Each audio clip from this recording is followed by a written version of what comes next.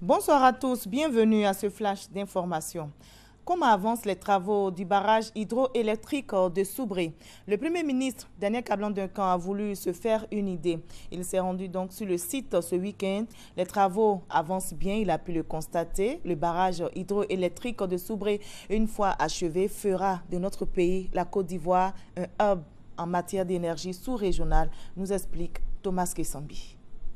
Investissement majeur pour la Côte d'Ivoire et infrastructure d'intérêt sous-régional, le barrage de Soubré devrait être livré avant la fin de cette année 2016. Daniel Kablan-Duncan, le chef du gouvernement ivoirien, veut y veiller personnellement. En ce début de mois de mars, en se rendant à Soubré, le Premier ministre veut se faire une idée claire et précise du niveau de réalisation de l'ouvrage. Les images vidéo sur la présentation du projet dans son exécution ne suffisent pas à Daniel Kablan-Duncan. Ses pas vont se diriger sur les différents chantiers. À l'évacuateur de crue, le Premier ministre apprécie. Il se fait expliquer quand besoin en est ce qui est en train d'être fait. Sur le site de la future usine, ici aussi, l'appréciation des choses ne va pas sans des échanges. À la fin, c'est un chef du gouvernement visiblement satisfait de la visite qui se confie à la presse. Nous sommes venus voir l'avancée et de ce que je crois comprendre, on est en avance par rapport au calendrier. Il est possible même qu'on gagne pratiquement une année par rapport au calendrier. C'est une bonne nouvelle pour le pays et pour la région. Et je dois dire que c'est une fierté et remercier nos amis chinois qui ont participé à la fois à la réalisation technique mais aussi au financement avec Exim Bank de Chine, puisque les 275 MW, le coût global c'est autour de 331 milliards de francs CFA, dont 15% appartenant par la partie ivoirienne. La construction du barrage de Soubré est un projet qui date des années 80. Plusieurs fois reporté pour des raisons multiples, c'est le 25 février 2013 qu'il prend réellement forme avec la pose de la première pierre par le président de la République, Alassane Ouattara. Le projet est le fruit d'un accord de partenariat entre le gouvernement ivoirien et Exim Bank de Chine. Le Massa se poursuit ici à Abidjan. Le marché des arts du spectacle africain a ouvert ses portes, je rappelle, hier au Palais de la Culture. Le Brésil est bien représenté à cette 9e édition du Massa. Le pays est présent avec le groupe artistique Ileaye de Salvador de Bahia.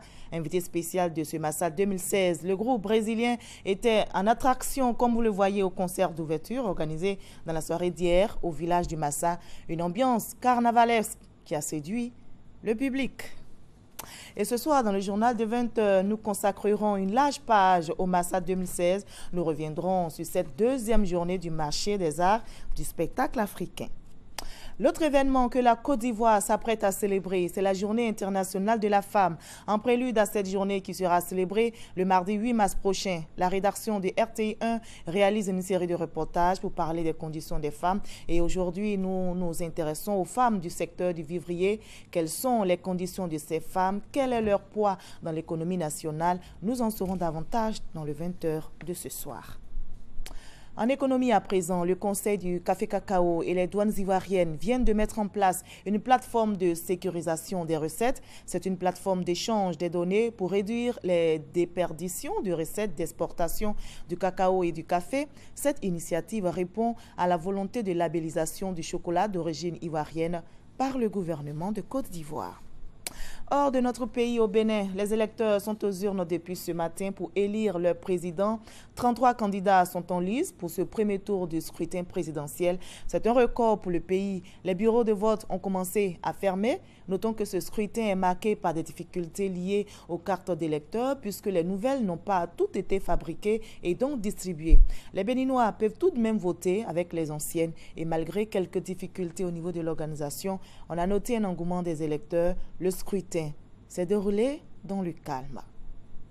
Au Nigeria, les 3 lycéennes, et c'est une bonne nouvelle, les 3 lycéennes qui avaient été enlevées lundi dans leur école de Lagos ont été libérées. L'enlèvement avait mobilisé les forces de l'ordre qui avaient mis en place d'importantes opérations de recherche et renforcé la sécurité des établissements scolaires de la mégapole nigériane. Le rap qui n'a pas pour le moment été revendiqué, est le dernier en date au Nigeria. Il intervient après près de 2 ans après l'enlèvement en avril 2014 de 276 lycéennes dans le nord-est du pays par le groupe islamiste Boko Haram qui avait choqué le monde entier. Et cette triste nouvelle que nous venons d'apprendre, le décès de Nancy Reagan, épouse de l'ex-président des États-Unis, Ronald Reagan.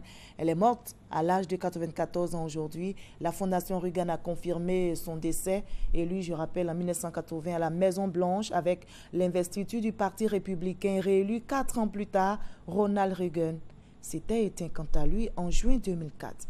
Allez, on se retrouve à 20 h pour la grande édition.